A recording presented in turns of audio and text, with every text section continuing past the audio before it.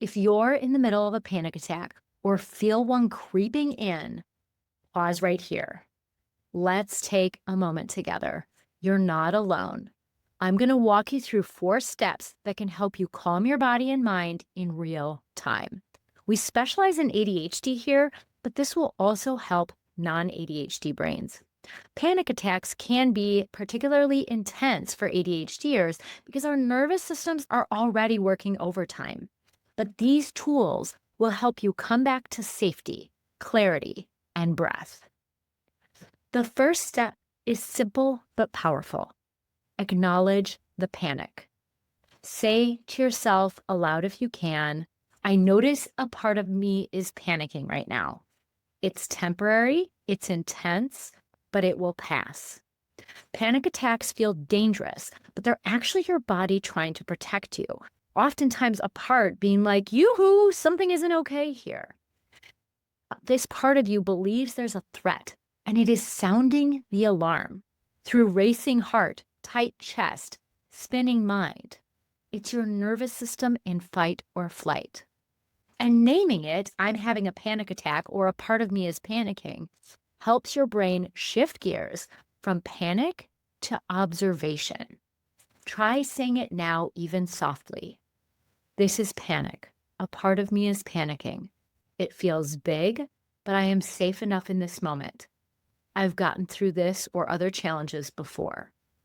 You're not doing anything wrong. Your body is doing its best. And now we can help it come back to center. Next, let's bring your brain back into the present using a grounding technique. I like to use 5, 4, 3, 2, 1 because it's easy to remember. Basically, you're going to name things using your senses, starting with the easiest things to find and working down to the hardest. So first, notice 5 things that you see right now. Look around the room. Notice textures, colors, light. Notice 4 things that you feel to the touch: your clothes, your hair, your chair, your hands, your glasses. Feel the sensation. Notice 3 things you can hear. Maybe a hum, perhaps my voice, your breath, or even the silence. Notice 2 things you can smell.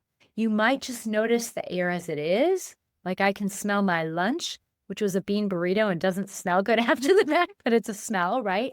Or you might grab lotion or an essential oil.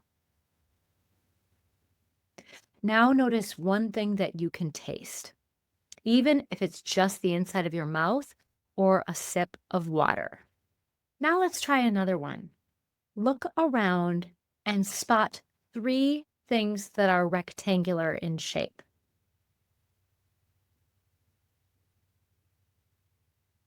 Now, notice 3 things that remind you of nature. This could be plants you have. It could be looking out the window. It could be a feather or a rock. And now notice 3 things that are beautiful.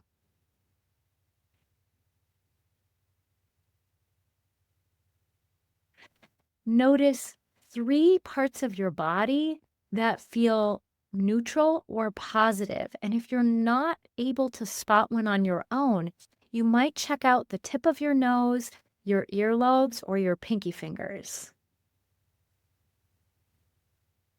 And then notice 1 thing that you can do to feel better.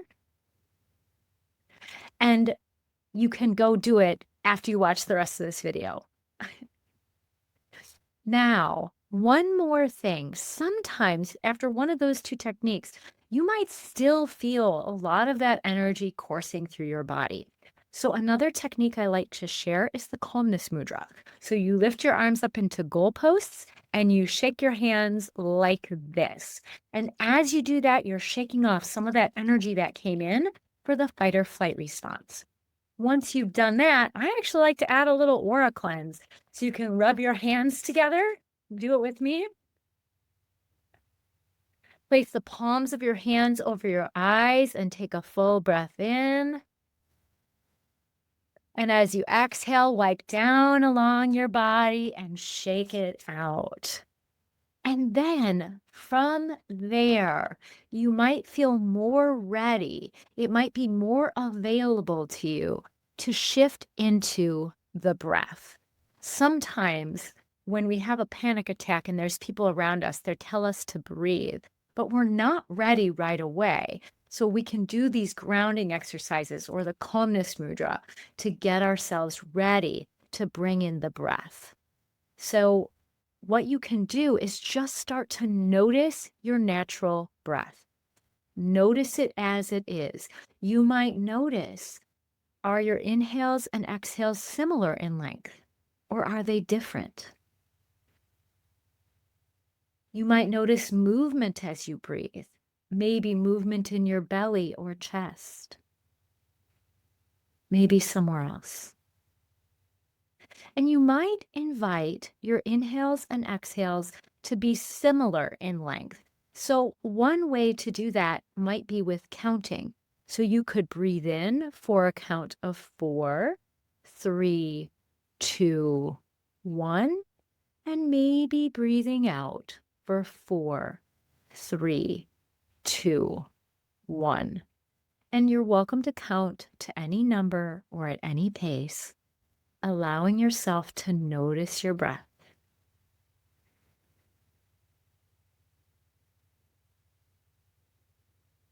Continue to notice your breath. When you're breathing like this, that is a cue of safety for your body. When you are in an unsafe situation where you're in life-threatening danger and you actually need to fight or flee, you won't be able to breathe this way. So inviting your breath into this slower, perhaps deeper breath is a way to signal to your nervous system that in this moment you're safe, or safe enough if you're someone who has never felt safe. Another option for cues of safety are noticing people in your environment, like a loved one. You could give a safe loved one a hug. You could pull out a picture that reminds you of a safe loved one. You could hug a stuffed animal. For me, it's my cats. Those things give you cues of safety, but they also help you co-regulate if those beings are energetically in a safe space. Allow yourself to continue to notice these cues of safety. And now that we have calmed your body, let's tend to your mind. Oftentimes, panic comes from a place of scary thoughts or sensing something isn't okay. But our thoughts often fuel the panic.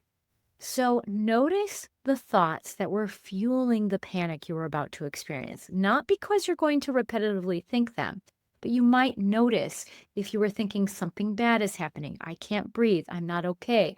My world is ending. My world is ending. Whatever it was, notice that. And notice that these are thoughts, not facts. They are part of the alarm system of our bodies, and they're usually exaggerating. So you're welcome to try this gentle reframe. My body is reacting to a false alarm. I am safe enough, and I can ride this wave. You can also name the thoughts. That's a thought coming from a part who's feeling anxious, or that comes from a place of fear. That's old stories or old conditioning, not true in the present moment. You don't have to stop the thoughts because our brains love to think, but just label them and let them float by like clouds or let them be in the background without focusing your attention on them. Whatever got you into this place of panic is likely not actually life-threatening. It may be painful and it may be really hard, but a lot of times the reason we panic is our nervous system believes we're in life-threatening danger versus something that's highly uncomfortable or challenging. So allow yourself to start to reframe your thoughts, acknowledge the parts of you that are feeling concerned so you can address the underlying issues. Sometimes I find that the best way to work with thoughts is to write them down and say, a part of me is feeling that way. And see, do you get that? Does it make sense to you that a part of you is feeling anxious or scared or whatever's coming up? Get them out of your head and onto paper, but just make sure you're not circling and ruminating about it. Once they're externalized in this way, they lose some of their power. If you've made it this far, you're welcome to take a full breath with me.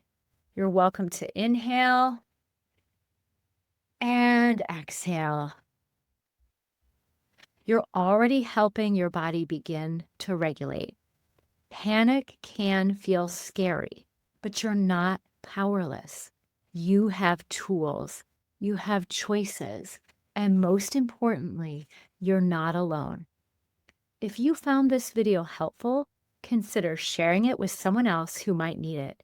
And if you want more support, grounding tools, or ADHD-friendly resources, check out the links in the description, including how to get signed up for my monthly 28-day nervous system regulation challenge for ADHD. You've got this. You're doing better than you think.